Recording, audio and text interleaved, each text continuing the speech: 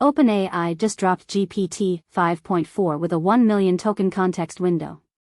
AI can now identify your anonymous accounts with 90% accuracy. A new tool promises to remove all safety guardrails from any open-source AI model. And researchers achieve nearly 93% accuracy predicting Alzheimer's from brain scans. This is your AI news update for March 7, 2026. OpenAI has released GPT-5.4, and it's packed with features that developers have been waiting for. The model scored 83% on OpenAI's professional knowledge benchmark, topping charts in computer use and agent tasks. But the real headline is the context window, 1 million tokens in the API version. That's enough to process entire codebases, legal documents, or research papers in a single prompt. The company also introduced something called tool search. Previously, if you wanted your AI agent to use tools, you had to define every single tool in the system prompt, eating up valuable tokens. Now, GPT-5.4 can look up tool definitions only when it needs them, dramatically reducing overhead for complex agent systems. Native computer use is also baked in. The model can now interact with software, navigate applications, and execute multi-step workflows without external wrappers.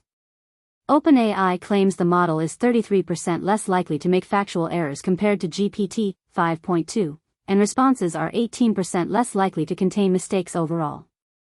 For developers building AI agents, this is a significant upgrade.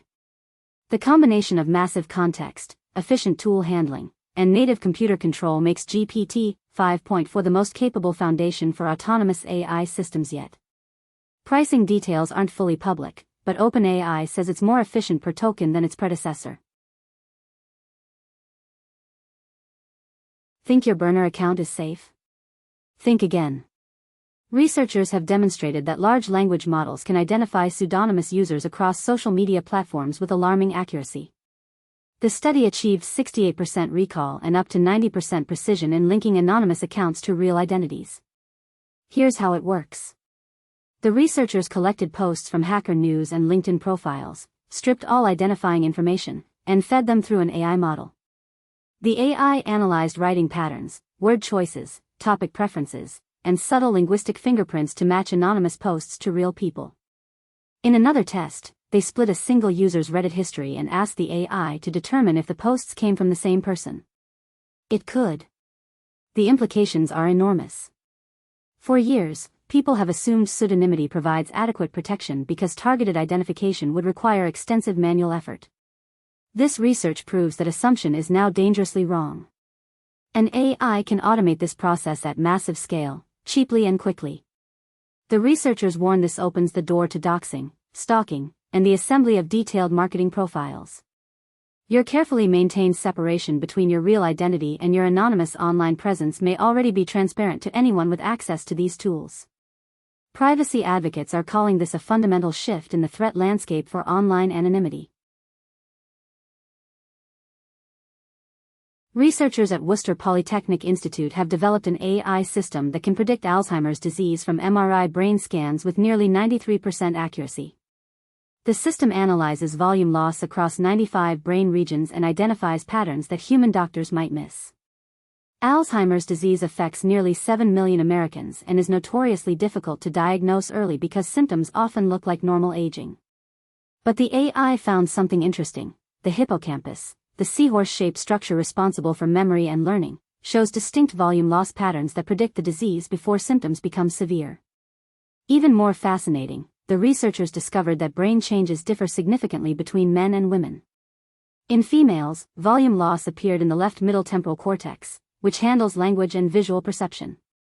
In males, the changes were more prominent in the right entorhinal cortex. Both sexes in the youngest age group studied showed early signs in the right hippocampus, suggesting it may be key for early diagnosis. The research was published in the journal Neuroscience. The team is now looking at how other factors like diabetes might interact with these brain changes. If validated at scale, this technology could fundamentally change how we screen for Alzheimer's, catching the disease years earlier when interventions might actually help. OpenAI has closed what might be the largest private funding round in tech history, $110 billion at an $840 billion valuation. The investors read like a who's who of tech giants. SoftBank put in $30 billion. Nvidia contributed $30 billion. And Amazon led with $50 billion. The company also announced major strategic partnerships with both Amazon and Nvidia for compute infrastructure. They're getting 3 gigawatts of dedicated inference capacity and 2 gigawatts of training capacity on Nvidia's next-generation Vera Rubin systems. To put those numbers in context, 3 gigawatts could power a city of 2 million people. That's the scale of compute OpenAI is now deploying. The timing is notable. ChatGPT now has over 900 million weekly active users and 50 million paying subscribers. OpenAI says January and February were their biggest months ever for new subscriptions. But the massive raise comes amid controversy. The company's deal with the Pentagon has sparked a user backlash, with many switching to Anthropic's Claude. Despite that, OpenAI is clearly betting that scale wins. More compute, more users, more distribution.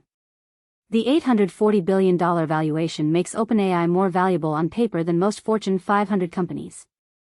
Whether they can justify that multiple remains to be seen. A new open-source tool called OBLITERATUS is making waves in the AI community, and not everyone is happy about it. The tool claims to surgically remove safety guardrails from open-source language models without retraining or fine-tuning. Here's how it works. The tool identifies the internal representations responsible for content refusal, the part of the model that makes it say things like "I can't help with that." It then uses a technique called obliteration to project those representations out of the model's weights. The result is a model that responds to any prompt without artificial gatekeeping. The creators argue this is about user choice. They believe model behavior should be decided by the people who deploy them, not locked in at training time. Refusal mechanisms, they say, are blunt instruments that block legitimate research and creative writing alongside genuinely harmful content. OBLITERATUS includes a full web interface on Hugging Face spaces where anyone can test it.